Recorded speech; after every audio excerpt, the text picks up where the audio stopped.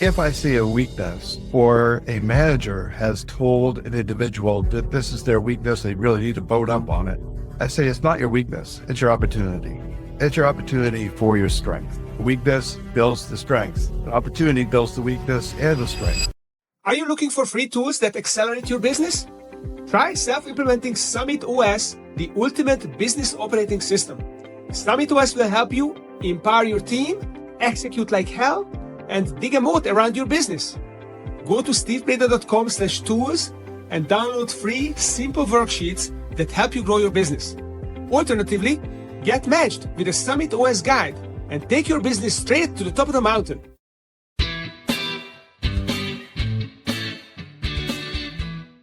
Good day, dear listeners. Steve Preda here with the Management Blueprint podcast. And my guest today is Pete Scahill, Senior Manager of the Run Efficient Consulting Agency, which helps companies, nonprofits, and teams achieve peak performance. Pete, welcome to the show. Thank you. Thank you, Steve. Great to be here. Appreciate it. Good to have you here and good to learn about your experiences and why and framework. So let's start with the why. What is your personal why and what are you doing to manifest it in your business? So my personal why is because I like to see achievement. And my personal achievement is the success of others. So I look at a company, I look at a team, I look at an individual, and what can they achieve and how do they do it, and helping them get to that level in their professional life. So that is my why. I just love seeing success. Awesome. So what do you do in your business to manifest that? How do you do that? So multiple ways. Sometimes it just seems to be happenstance. I'll be working with a project or a company and I will see a individual that has great potential and I'll bring them up to a leadership level through coaching, utilizing multiple tools. Or I'll be brought in saying, I have a team that's really just not performing, but I know they've got the skills. I have to give them the confidence and the tools and what the end goal is. The biggest and most expensive phrase that anybody has ever said to me is, we've always done it this way. Why don't we just continue this way? That can be frustrating when people say that. That then there is resistance, but they don't want to change their ways. So that's, you mentioned tools, confidence, knowledge. So let's discuss then your framework, which I think you call it the weaknesses to strengths framework. So tell me what that is and how do you take companies or individuals from weaknesses to strengths and how to apply that framework. We've always done it this way. That right there seems to be a weakness that I've come across quite a bit. Or on an individual level, I've always done it this way. With technology and the world changing as quickly as it does, this is a great opportunity to not skill up in technology, but skill up in your personal life and in your work life. So if I see a weakness or a manager has told an individual that this is their weakness, they really need to bone up on it, I say it's not your weakness, it's your opportunity.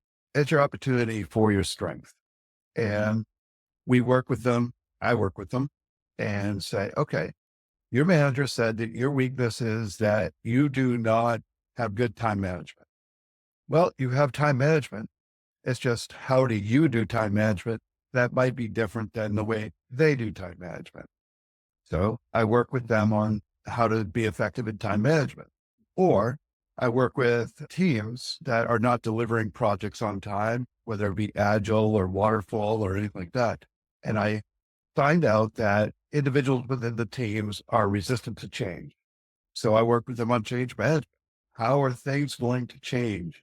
And how are they going to be better for the individuals, for the team, for the organization?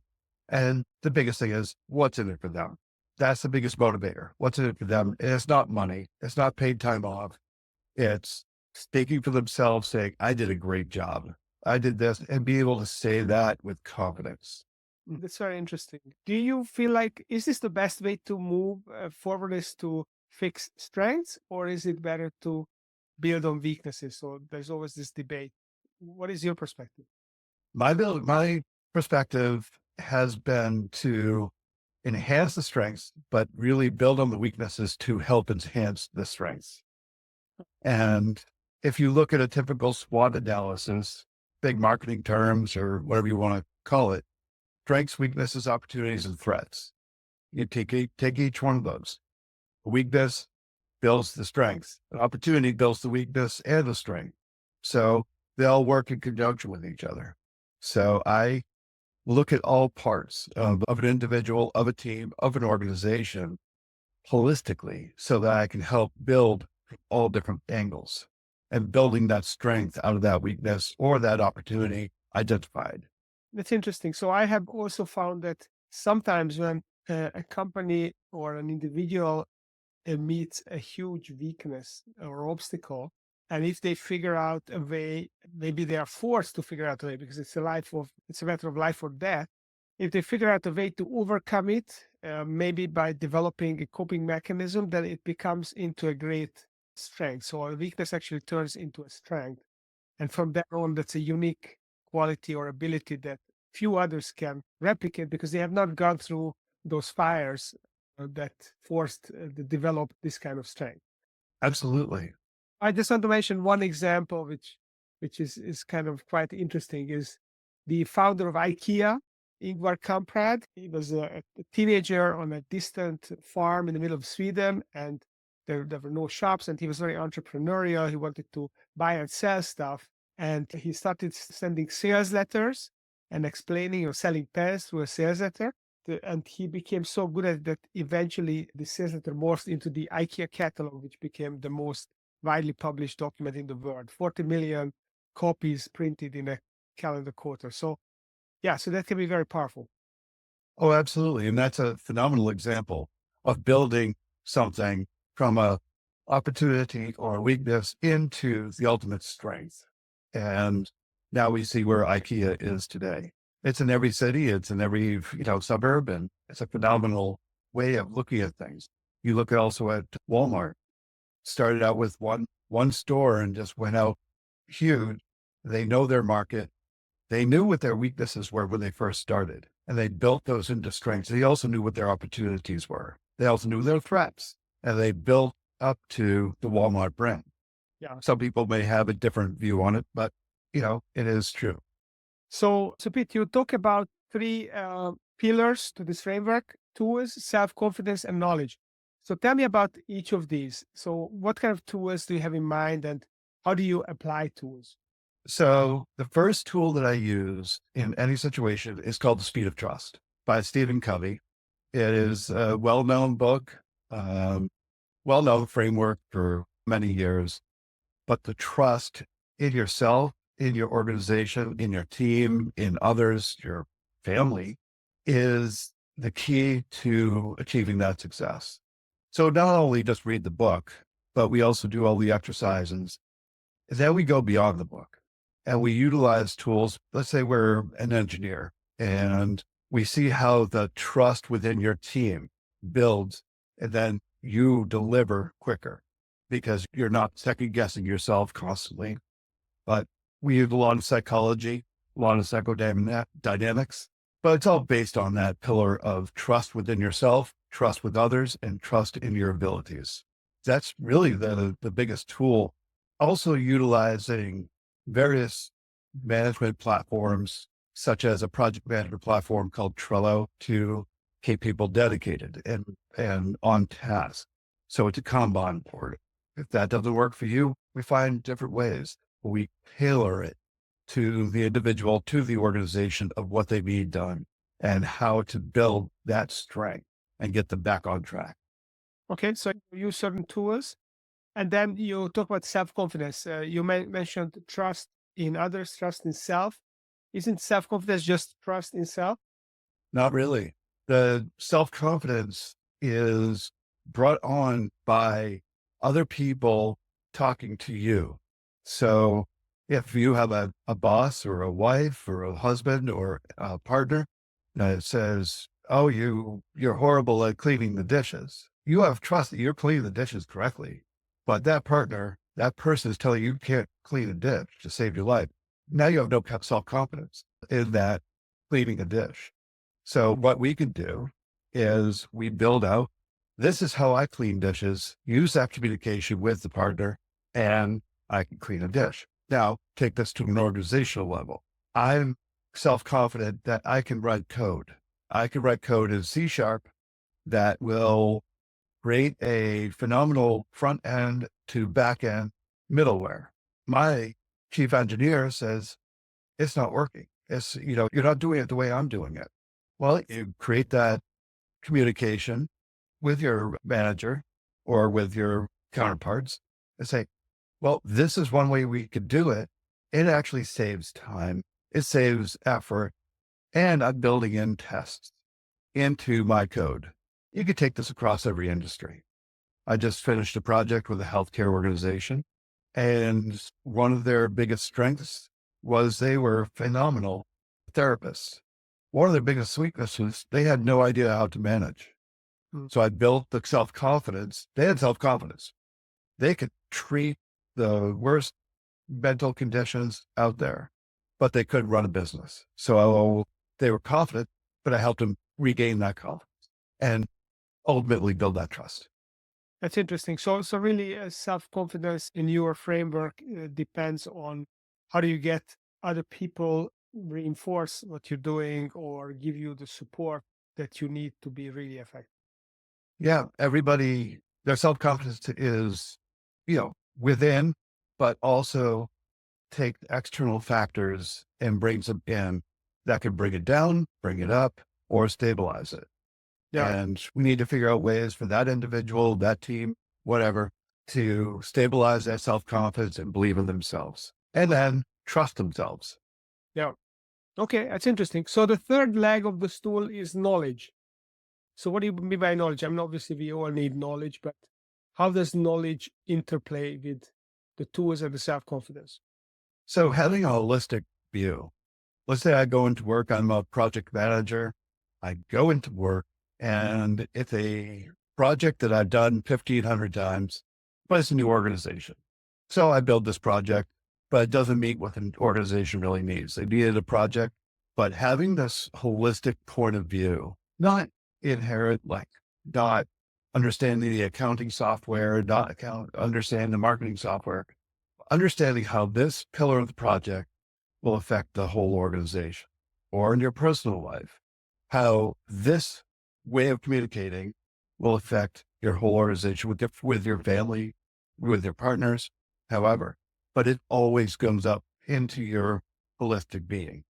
So having that knowledge, not expert knowledge, your expert knowledge sits here, but having that knowledge out here so you can think outside of that box that they put you in. So is this maybe another way to say it is the awareness of the context or your environment, situational awareness? Yeah. Situational knowledge, situational awareness, and situational communication. Now you mentioned something that I'm curious about. You said that building a box that other people can think outside of. What do you mean by this exactly? This is something that I coined a while back. And when I was a full-time employee at an organization and I was pigeonholed into a small box and I was told, this is what you do, this is how you do it, and this is why you do it. Well, that's not how I really thought about it. I thought about this opportunity as greater than that. So I actually worked with the executives of this organization to think outside of that box. We all here think outside that box. Okay, great. With Google and other organizations giving 20% of work time to innovation, well, I thought, why don't we use that 20% to build a box others can think outside of? You may not be a manager, but you may come up with a process or a way of doing something that will affect, let's say, 20 people. And so you built this box that others can now innovate out of. Instead of continuing in this box and innovate a little bit, you innovate, you build this box, now you innovate more, build another box, innovate more. And it's across your whole existence. So is it something to do with the idea of constraints stimulating progress, or this is a different idea? It is partly constraints hindering innovation. What this is not breaking out of those constraints, because you do have to do your job, you have to do your life the way it is. but having the confidence, as we had talked about, and the trust in yourself to think outside that box, build a box that others will see into, and then build outside of that box and think outside that box and hopefully build their own. It's great innovation, and it actually stimulates organizations, teams, families, whatever, to move forward and constantly think outside of that box, build their new boxes, work in that box, keep going. So, Pete, give me an example of how that works, or give me an example of a box that was created and then people thought outside of it and created another box adjacent to the first box. Absolutely. Worked with a organization back in 2020, and they were a on-site. Everybody had to be on site. This is how it had been working this way for 30 years. And it was a payroll company, fantastic payroll company. Then COVID hit and they didn't know what they were going to do. The CEO actually thought he'd have to close down because nobody was in sight because you couldn't have things going over the wires, which is fine. When he hired me to come in, I helped him think outside that box. This was prior to everybody working from home. I set up the infrastructure with him and a couple other individuals to build this extensive network of people working from home, like we all had to. But then he had 60,000 square feet of space of people not being in. He had conference rooms, he had desks, he had cubicles. Everybody's working from home. And so we reinvented his physical space to rental space. And we took that rental space, kept 10,000 square feet of our space for him for conference rooms and desks. We rented out the rest of the space to data center, to other organizations that were downsizing. So he had now another revenue stream. But because we thought outside the box, we built this revenue stream box, which was renting out the space. He had, expanded. He was able to expand his business during contraction time. Not only that, once he was able to expand his business and think out of this new box, he built another box, which was expand his region. Now he was open to having sales and account management throughout the Northeast versus just Eastern Massachusetts, Southern New Hampshire, and Rhode Island. He has representatives and workers that go from New York City all the way to the Northern Vermont and parts of Maine, Massachusetts, and Connecticut. So there's two boxes that we thought outside of, we built the box, expanded on it, built another box, expanded on that. That's fascinating. Yeah, it's an interesting concept, the boxes, and how do you think outside of? Essentially, you isolate whatever you have now and you force the question, okay, what can we do which is completely different from what you're doing using the assets that you got? And then you basically lease the space and then you expand it into different spaces using your skills that you may have developed leasing that space. That's fascinating. Yeah. And it's still working we're 4 years outside of this, and he's actually expanded his whole footprint and still works out of the 10,000 square feet of space. Yeah. He's working inside the box, but he's thinking outside the box. And he's built his other boxes. So it's wonderful. Okay, that's cool. So there's another topic that you mentioned in our pre-interview, and you said that there are these three ideas: logic, creativity, and empathy. So why are these important to you, and how do they inform what you need to do as a coach or as a business leader? This is another thing that I came up with, having worked in mental health for quite a few years, but also healthcare in general, and former EMT myself, is you look at things and everybody says we have two sides of our brain, logic, creative. It's not true. We have multiple sides of our brain. We think all the time. But if you want to break it down, there's two sides. Logic is how do I get this done? And what do I need to get done? How do I get it done? Creative is how can I get this done faster? The empathy, which pushes you forward. Think about it as the back of your head, back of your brain, pushes you forward, is to understand the people that you need to work with and understand their situations that they happen to be in. Understanding that this individual, whoever that happens to be, maybe going through a very hard time in their life. So the logic doesn't work with them, but a little bit of empathy helps. And then they move forward. Or an individual, a team over here is having a real roadblock issue, understanding and having empathy for that team, then coming up with creative and logical ways of moving that team forward, coaching that team, pushes them forward because you understand all aspects of it. You understand their personality, what their thought process is, and how creative they are. It also unleashes people's creativity and abilities in that trust model. Yeah, I love it. It's kind of you mentioned Stephen Covey. I think it's the Stephen Covey Jr. who wrote the Speed of Trust book, and then his father who wrote the original one, The 7 Habits. Yep. He talks about listen first to understand, I think is one of the 7 habits. Yes.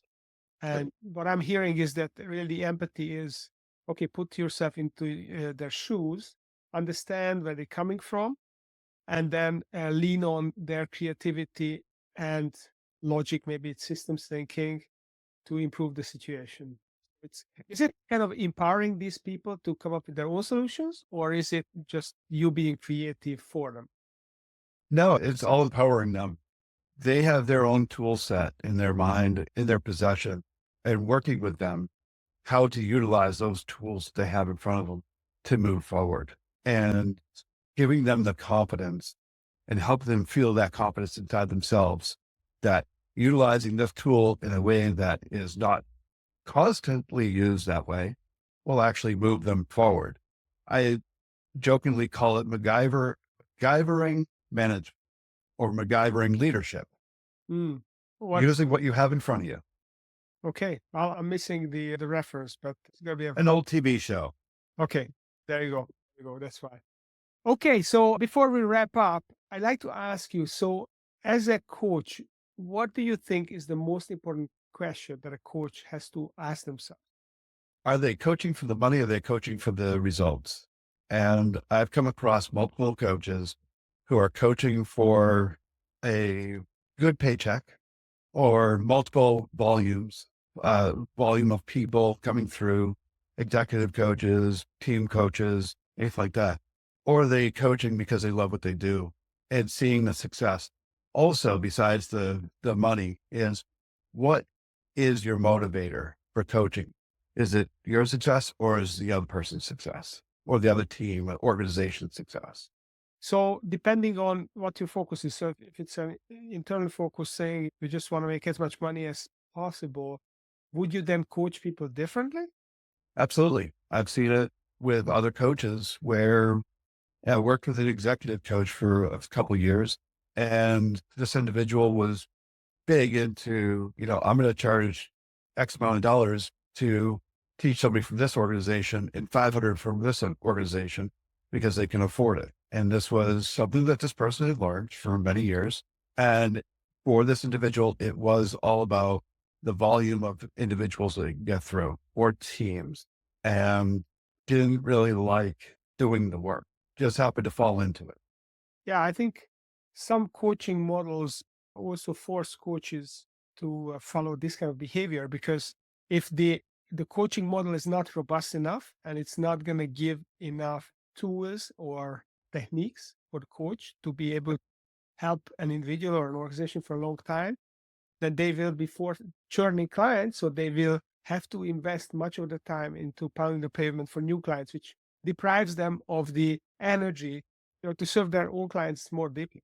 Exactly. And I look at each engagement as I'm going to work with this individual, this team, this organization until they can run on their own and they don't need me. My goal is to get fired from an organization, to work myself out of a job. I love it. Okay, well, that's good. A good way to end. So, if somebody would like to learn more, maybe connect with, or have some questions, or wants to check out your offerings, where should they go and where can they find you? So the best way to reach out to me is on LinkedIn, Pete Scahill on LinkedIn. I have a Run Efficient page. My website is currently under construction, but it will be runefficient.net. And feel free to reach out to me at pscahill@runefficient.net if you want to reach out to me and learn more about what I have to offer. Awesome. Well, so Pete Scahill from the Run Efficient Consulting Agency. Definitely check him out and reach out to him on LinkedIn, learn what he's doing. Pete, thanks for coming and sharing your ideas on the show and frameworks. You've got some original ones. And if you're listening to this and you enjoy it, then don't forget to give us a review on Apple Podcast or follow us on YouTube. And stay tuned because every Monday and Friday we come out with a new show. So thanks for coming, Pete, and thanks for listening.